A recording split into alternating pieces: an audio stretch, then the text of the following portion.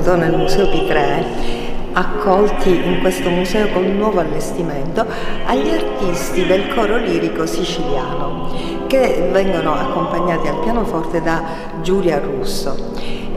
Ci regaleranno delle musiche del repertorio siciliano raccolte nell'Ottocento da Frontini e dedicate appunto a Giuseppe Pitrè. Quindi in questa cornice, che è la più adatta per questo genere musicale, potremo riascoltare delle musiche che tutti noi ricordiamo e che amiamo. Quindi grazie agli artisti del coro lirico siciliano in questo spettacolo Eco della Sicilia.